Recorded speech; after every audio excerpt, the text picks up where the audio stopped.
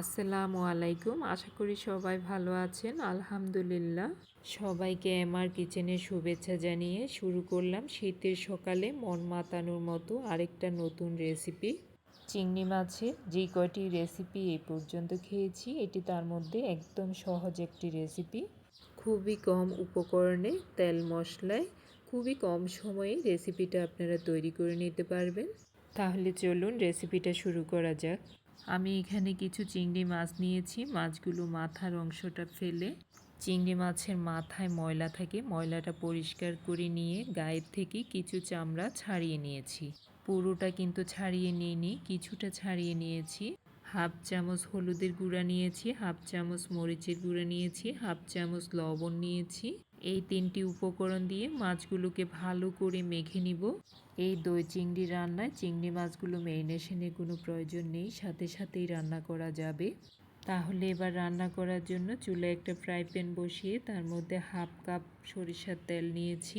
চাইলে এখানে সরিষার তেলের পরিবর্তে রান্নার তেলটাও ব্যবহার করা যাবে। তেলটা গরম হয়ে ওঠার পর চিংড়ি মাছগুলো 3 থেকে 4 মিনিট সময় নিয়ে এপাশ ওপাশ দুই পাশ ভালো করে ভেজে নেব। খুব বেশি সময় নিয়ে ভাজতে হবে না, এক পাশ 2 মিনিট করে, দুই পাশ 4 মিনিট সময় নিয়ে ভেজে নিলেই হবে। আমি এখানে মাঝারি সাইজের চিংড়ি মাছটা নিয়েছি, আপনারা চাইলে বড় সাইজের চিংড়ি মাছটা দিয়েও অনায়াসে করতে পারেন। দেখুন চিংড়ি মাছের দুই দিক থেকে খুব সুন্দর একটা কালার চলে আসছে। আর এখন তুলে একটা প্লেটের মধ্যে নিয়ে নিব। সবগুলো মাছ তুলে নেওয়ার পর এই প্যানে, ইভেন এই তেলেই আমি ফাইনালি রান্নাটা করে নেব। সবগুলো মাছ উঠিয়ে নেওয়ার পরে মনে হচ্ছে প্যানে তেলের পরিমাণটা খুবই কম, তাই 2 টেবিল চামচ সরিষার তেল অ্যাড করে নিয়েছি। দিয়ে দিলাম বেশ কিছু পেঁয়াজ কুচি। পেঁয়াজগুলো একটু সফট, ইভেন একটু কালার আসা পর্যন্ত এইভাবে স্প্যাচুলা দিয়ে নাড়ানোর উপর রেখে ভেজে নেব।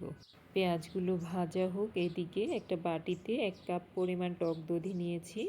এই টক দধিটা আমার বাসায় তৈরি, নিজের হাতে তৈরি। যে কোনো জিনিসের মজাটাই আলাদা। যদিও এখনও টক দধির রেসিপি আমার চ্যানেলে দেওয়া হয়নি, তবে খুব তাড়াতাড়ি দিয়ে দিব, আপনারা দেখতে পাবেন। মিষ্টি দধির রেসিপিটা কিন্তু দেওয়া আছে, প্রয়োজন হলে দেখে নিতে পারেন। এদিকে আমি পেঁয়াজগুলো তাড়াতাড়ি সফট হয়ে আসার জন্য পেঁয়াজের মধ্যে স্বাদ মতো লবণ দিয়ে দিলাম। টক দধির মধ্যে দিয়েছি 1 টেবিল চামচ গরম মশলার গুঁড়ো। এই গরম মশলার ভিডিও আমার চ্যানেলে দেওয়া আছে, ডেসক্রিপশনে লিংক দেওয়া থাকবে, প্রয়োজন হলে দেখে নিতে পারেন। এরকম একটা গরম মশলা বাসায় তৈরি করা থাকলে কোনো রান্নায় আর ঝামেলা মনে হবে না। সব ধরনের রান্নাই নিশ্চিন্তে করতে পারবেন। ভাজতে ভাজতে পেঁয়াজগুলো সফট হয়ে এসেছে, ইভেন পেঁয়াজের কালারটাও চেঞ্জ হয়ে এসেছে। এই পর্যায়ে পেঁয়াজের মধ্যে দিয়ে দিলাম 1 টেবিল চামচ আদা বাটা, 2 টেবিল চামচ রসুন বাটা। আদা বাটা রসুন বাটাগুলো পেঁয়াজের সাথে 2 মিনিট সময় নিয়ে স্প্যাচুলা দিয়ে নাড়ানোর উপর রেখে একটু ভেজে নিয়েছি কাঁচা স্মেলটা যাওয়া পর্যন্ত। এইদিকে 2টি টমেটো, কয়েকটি কাঁচামরিচ এইভাবে কিউব করে কেটে দিয়ে দিলাম। টমেটো কাঁচামরিচ দেওয়ার পর মশলার সাথে ভালো করে ম্যাশ করে দিয়ে ঢেকে 5 মিনিট কষায় নিয়েছি। 5 মিনিট ঢেকে কষায় নেওয়ার পর টমেটোগুলো অনেকটাই সিদ্ধ হয়ে এসেছে। কালারটা যাতে সুন্দর আসে তার জন্য দিয়ে দিলাম সামান্য একটু মরিচের গুঁড়ো। মরিচের গুঁড়ো দেওয়ার পর আবারও স্প্যাচুলা দিয়ে সবগুলো মশলা ভালো করে ম্যাশ করে নিয়েছি।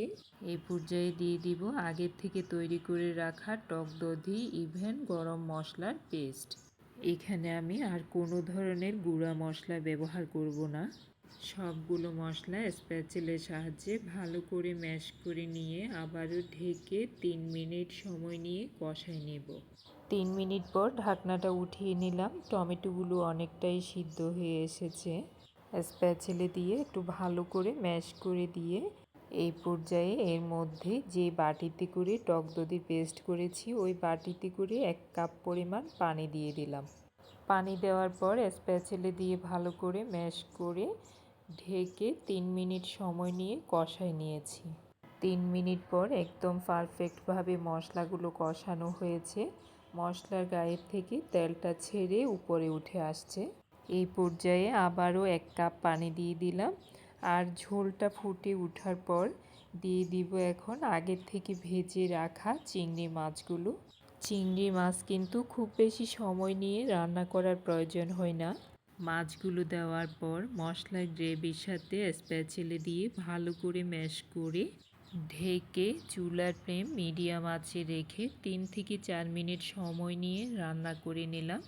4 মিনিট পর ঢাকনাটা উঠিয়ে সামান্য একটু চিনি অ্যাড করে দিলাম টেস্টের ব্যালেন্সের জন্য। চাইলে স্কিপ করতে পারেন, তবে দিলে টেস্টটা একটু ভালো হয়। সবশেষে ফ্রেশ ধনিয়া পাতা কুচি দিয়ে রান্নাটা শেষ করলাম।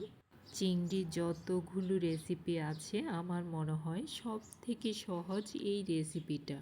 এই রেসিপির জন্য অথেন্টিক কোনো মশলার প্রয়োজন নেই, কোনো ঝামেলা ছাড়া খুব সহজে তৈরি করা যায়। তবে খেতে কিন্তু দুর্দান্ত টেস্ট হয়। সাদা পোলাও, খিচুড়ি, ফ্রাইড রাইস সব কিছুর সাথেই তৈরি করে দেখতে পারেন। খুব কম সময়ে একদম সহজ একটা রেসিপি। আশা করছি ভালো লাগবে। রেসিপিটা ভালো লাগলে লাইক, শেয়ার, সাপোর্ট করে পাশে থাকার অনুরোধ রইল। আপনার হাতের তৈরি প্রতিটি খাবার আপনার পরিবার ইভেন বাচ্চাদের জন্য স্বাস্থ্যকর। আজ এখানেই শেষ করলাম। সবার সুস্বাস্থ্য কামনা করে ভালো থাকবেন। আল্লাহ হাফেজ।